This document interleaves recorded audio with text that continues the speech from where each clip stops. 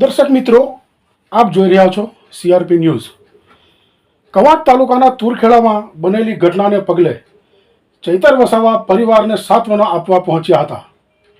ત્યારબાદ નસવાડી તાલુકાના તણખલા ગામે લોકો મળવા માટે આતુર હતા, ત્યારે આદિવાસી નેતા ચૈતર વસાવાએ તણખલાની મુલાકાત લીધી અને ખૂબ મોટી સંખ્યામાં લોકો ચૈતર વસાવાને મળવા આવ્યા હતા અને તણખલાને લગતા જે પ્રશ્નો છે તેની રજૂઆત લોકોએ કરી છે। પરંતુ વસાવા સાહેબે એમ જણાવ્યું કે હાલ તો સમયનો અભાવ છે, તો હવે હું બીજી વખત તણખલાની મુલાકાત લઈશ અને દરેક પ્રશ્નને વાચા આપીશ અને તમારા દરેક પ્રશ્નોને ઠેઠ વિધાનસભા સુધી પહોંચાડવાની જવાબદારી મારી રહેશે, એમ ચૈતર વસાવાએ જણાવ્યું હતું। જુઓ શું કહે છે ડેડિયાપાડાના ધારાસભ્ય ચૈતર વસાવા। તાલુકાના તુરખેડા ગામમાં બની હતી કે પહેલી તારીખે જે એક મહિલા જે સગર્ભા હતી, જેને પ્રસૂતિની પીડા થઈ અને એને દવાખાને લઈ જવા માટે નજીકમાં કોઈ સબ સેન્ટર નહોતું, રસ્તા નહોતા, 108 આવી શકે એવી પોઝિશન નથી, એટલે આવી કોઈ પાયાની સુવિધા ન હોવાના કારણે એ મહિલાને ત્યાંના યુવાનો ઝોલીમાં લઈ જતા હતા અને રસ્તે એટલી બધી પીડા થઈ કે મહિલા રસ્તે જ મરી ગઈ।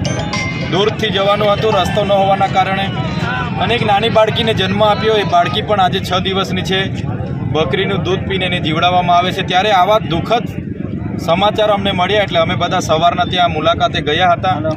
રસ્તા ત્યાં ન હોવાના કારણે ઘણો સમય ગયો, ત્યારે પરિવારને સાંત્વના આપવા અને એમના પર આવી પડેલી આ દુઃખની ઘડીમાં ભગવાન અને પ્રકૃતિ એમને શાંતિ આપે, સાથે એમની આત્માને પણ શાંતિ આપે, એના માટે અમે ત્યાં ગયા હતા।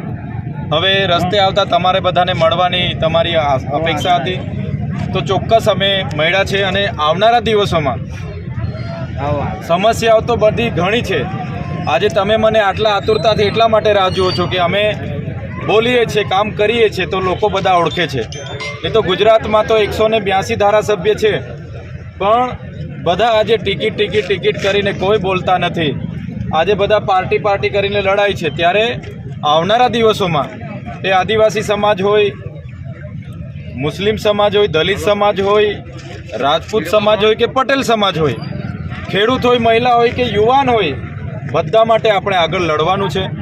સરકાર પર અહીંના યુવાનોને રોજગારી મળે, ખેડૂતોને સારા ભાવ મળે, જેમની પણ જમીનો નેશનલ હાઈવેમાં જાય છે, જેટકોમાં ગઈ છે, નહેરોમાં ગઈ છે, એમને પણ યોગ્ય વળતર મળે, એ દિશા પર આપણે આવનાર દિવસોમાં બધા આગળ સાથે રહીને વધીશું।